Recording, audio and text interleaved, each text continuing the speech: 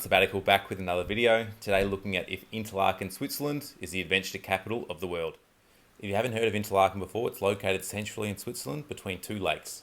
It's surrounded by incredible mountain ranges and includes some of the most adrenaline-seeking activities such as kayaking, canyoning, paragliding, skydiving, hiking, honestly the list goes on. Here's a look at some of the activities that we got up to. We started out at Geeseback Waterfalls, which is located right on one of the lakes in Interlaken, Lake Brienz. It has this really cool bridge which allows you to walk behind the waterfall and experience it from a different angle. Because of the recent rainfall that Switzerland has had, the waterfall is absolutely gushing.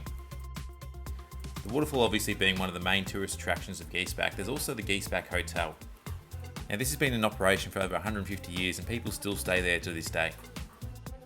We visited the hotel as well, but it's mostly just to enjoy the view of Lake Brienz as well as have a coffee. Seeing as we've been doing a fair bit of hiking recently, we made sure to find the hiking paths around the waterfall. We followed the hiking paths for a while and actually led us down to the most incredible view of Lake Brienz, right on the water. From here we were able to get up close and personal with the milky blue colours of Lake Brienz. A fun fact, the milky blue colour actually comes from the minerals that run off from the glacier up top. Geeseback is definitely a place that I recommend you should visit. As you can see here, it's a 39-minute drive from Interlaken. You also have the option of getting a steamboat as well, which is where we got our jet boat from, just in case you don't have the option of driving.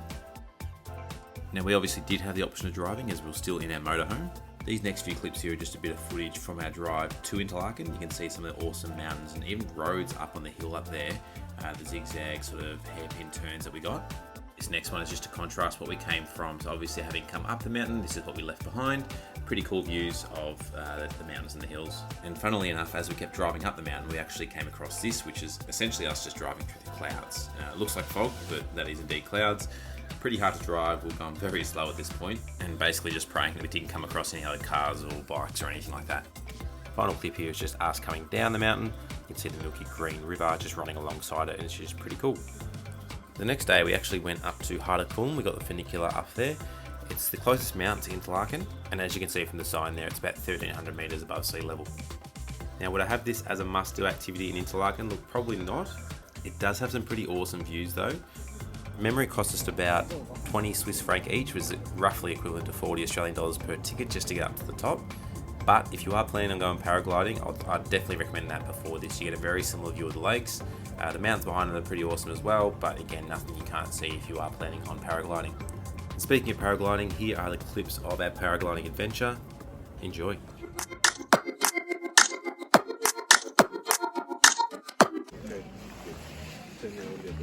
Alright, about to take off. Helmet looks ridiculous, but hey, safety first. I'm sure the helmet will do a lot if I go head first from this high up.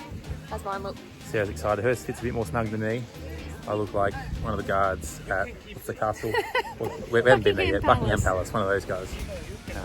But we're excited, ready to go. Hopefully get some footage on the way down. This is the view that we had just before stepping off from the hill. I tried to have a little bit of banter with my guide Mike, but he didn't really give me much. Just thumbs up, Mike. I know.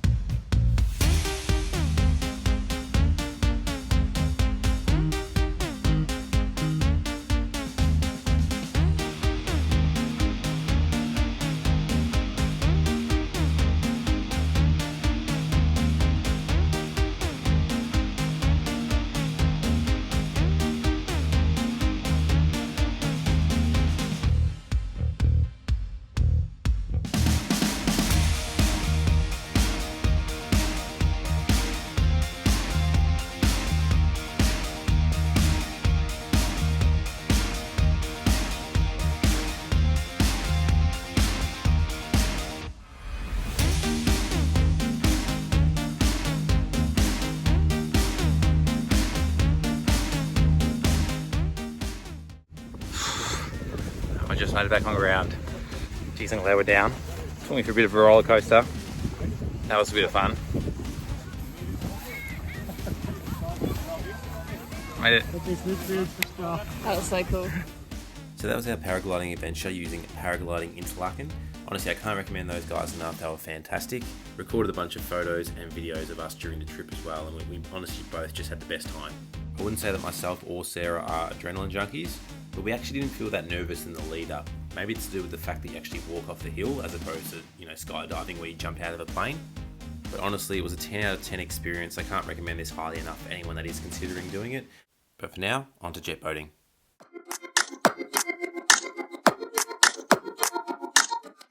Now, unfortunately, I didn't get any videos of our jet boating adventure, but I do have some photos of me and Sarah sitting at the back of the boat. And you can clearly tell we're loving our time here. We had a great time on the jet boat, but at the same time, you can't really compare it to paragliding. Now, if you're somebody who thinks that paragliding is probably not for you, then I definitely recommend jet boating. Obviously, very different experiences, but a much cheaper alternative, and you can enjoy this one with your family and friends as well. Now, even though we really enjoyed our time on the jet boat, we probably didn't enjoy it nearly as much as our other two activities, obviously paragliding, and onto our next one, which was river rafting.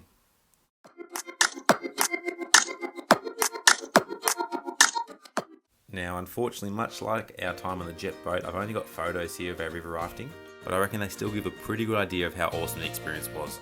We booked this through a company called Outdoor. We actually use the same company for the jet boating experience, and I can't recommend them highly enough. Make the whole process so easy. We book from 8 o'clock, they give you bus transfers both to and from the river, they give you all the equipment needed, and our instructor Morgan that you can see on the back of the boat here, she was awesome. Don't think many of us in the boat had much experience. I'd done it once before. The other guy that you can see in the shot here had done it a couple of times, but everyone else was essentially a novice to river rafting. But at the same time, Morgan made it feel like we were basically experts. We knew exactly what we were doing. We never felt unsafe at any point in time. Can't recommend Outdoor highly enough. As far as river rafting goes, obviously a really cool experience. Probably a little bit more adrenaline rush compared to jet boating, but Sarah and I definitely enjoyed the river rafting a little bit more. Outdoor have two different categories for the river rafting. This is technically the harder one, and neither Sarah or myself found it that difficult, so I reckon you'd be fine with either option. There you have it, that's basically everything that we could pack inside 3 days whilst in Interlaken. Paragliding was definitely a personal highlight for both Sarah and myself, closely followed by the river rafting. Unfortunately, being in Switzerland, these things don't come cheap. I think we paid about 180 Swiss francs to do the paragliding, equates to about 360 Australian. We also paid about 150 for the river rafting per person, again equates to about 300 Australian dollars. Now if you book through Outdoor, you can use the code CAMPING2025 to get 10% off. And if you're watching this in 2026 as well, do the same thing but with 2026. Obviously not sponsored at all, that's just the code that our campsite gave us. I think that the scenery of Interlaken makes it an absolute must visit. Even though you can do these activities elsewhere, there's nothing like Interlaken. Thanks everyone for watching, and don't forget to like and subscribe.